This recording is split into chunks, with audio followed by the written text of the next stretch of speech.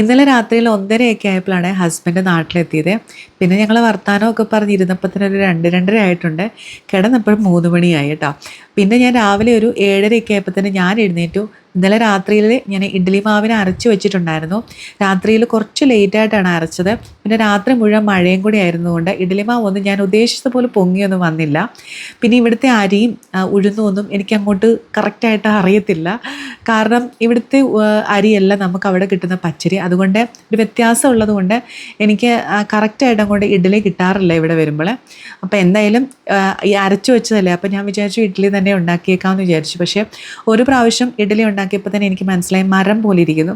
പിന്നെ ഞാനെന്താ വിചാരിച്ചു ദോശ ഉണ്ടാക്കിയേക്കാമെന്ന്. ദോശ പിന്നെ ഒരുവിധം എങ്ങനെയോ സെറ്റായിട്ടുണ്ട്.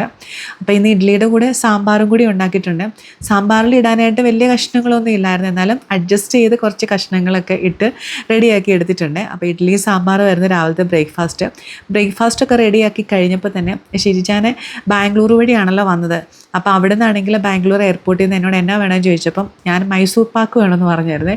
കാരണം കർണാടകയിൽ ഭയങ്കര ഫേമസ് ആണല്ലോ മൈസൂർ പാക്ക്. അപ്പോൾ അവിടുന്ന് മൈസൂർ പാക്ക് കൊണ്ടുവന്നിട്ടുണ്ടായിരുന്നു. ഭയങ്കര ടേസ്റ്റായിരുന്നു. ഗീ മൈസൂർ പാക്ക് എന്ന് പറഞ്ഞിട്ട് ഉണ്ടായിരുന്നേ. എനിക്ക് ഷാർജയിൽ മൈസൂറുകാരി ഒരു ഫ്രണ്ട് ഉണ്ട്. അപ്പോൾ അവൾ കൊണ്ടുവരാറുണ്ട് ഈ ഒരു സാധനം. അപ്പോൾ അതുകൊണ്ട് ഇതിൻ്റെ ടേസ്റ്റ് എനിക്ക് നന്നായിട്ട് അറിയാം. അതുകൊണ്ടാണ് ഞാൻ ഷീജാനോട് കൊണ്ടുവരാൻ പറഞ്ഞത്.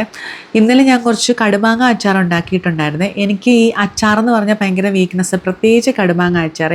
ഇനി ഈ കടുമാങ്ങ അച്ചാർ തീരുന്നിടം വരെ ഞാൻ എല്ലാത്തിൻ്റെ കൂടെ അത് കഴിക്കുവേ. ഇതില്ലെങ്കിൽ വേണ്ട, പക്ഷേ ഇത് കണ്ടു കഴിഞ്ഞാൽ എനിക്ക് അച്ചാർ കഴിക്കാണ്ട് പറ്റില്ല. അപ്പം ബ്രേക്ക്ഫാസ്റ്റ് കഴിപ്പൊക്കെ കഴിഞ്ഞ് ഉച്ചയ്ക്കത്തെ ലഞ്ച് ഉണ്ടാക്കണം. അതിനായിട്ട് ഞാൻ ആദ്യം തന്നെ കുക്കറിൽ ചോറങ്ങ് വെച്ചു. ഇന്നലെ ഉണ്ടാക്കിയ ബീഫ് കറിയൊക്കെ ഉള്ളത് കൊണ്ട് തന്നെ നോൺ വെജ് ഒന്നും ഉണ്ടാക്കണ്ട. ഇന്നൊരു ക്യാബേജ് തോരനാണ് ഉച്ചയ്ക്ക് ഉണ്ടാക്കുന്നത്. അപ്പോൾ സവാളയും ഇഞ്ചിയും പച്ചമുളകും നന്നായിട്ട് വഴറ്റിയിട്ട് അതിലേക്കാണെങ്കിൽ ക്യാബേജും ഇട്ട് തേങ്ങ, ഉപ്പ്, മഞ്ഞൾപ്പൊടി ഇത്രയിട്ട് നന്നായിട്ടൊന്ന് ഇളക്കിയിട്ട് ഒരു ടീസ്പൂണോ 2 ടീസ്പൂണോ വെള്ളം കൂടെ ഒഴിച്ചിട്ട് ഒന്ന് അടച്ച് വെച്ചിട്ട് ലോ ഫ്ലെയിമിൽ കുക്ക് ചെയ്തെടുത്ത് കഴിഞ്ഞാൽ നമ്മുടെ ക്യാബേജ് തോരൻ റെഡി. അപ്പോൾ അതിനിടയിൽ ഞാൻ കുറച്ച് ചക്കക്കുരു ഒന്ന് വേവിച്ചെടുത്തിട്ടുണ്ടായിരുന്നു. അതിലേക്ക് തേങ്ങാക്കൊത്തും സവാളയും പിന്നെ കുറച്ച് വെളിച്ചെണ്ണയും കറിവേപ്പിലേക്ക് വെച്ചിട്ട് അതിനെ ഒന്ന് മെഴുക്ക് പുരട്ടാൻ വെച്ചു. ലാസ്റ്റ് ഞാൻ എപ്പോഴും മെഴുക്ക് പുരട്ടിയിൽ ഒരു പിഞ്ചാണെങ്കിൽ ഗരം മസാല ചേർത്ത് കൊടുക്കാറുണ്ട്. അപ്പോൾ ഇന്നത്തെ ഉച്ചയ്ക്കത്തെ ലഞ്ചിനാണ് കടുമാങ്ങ അച്ചാർ, ബീഫ് കറി, ചക്കക്കുരു മെഴുക്കുരുട്ടി, ക്യാബേജ് തോരൻ ഇതൊക്കെയായിരുന്നു. ഒഴിച്ചു കൂട്ടാനായിട്ട് രാവിലത്തെ വെച്ച സാമ്പാറും ഉണ്ടായിരുന്നു കേട്ടോ.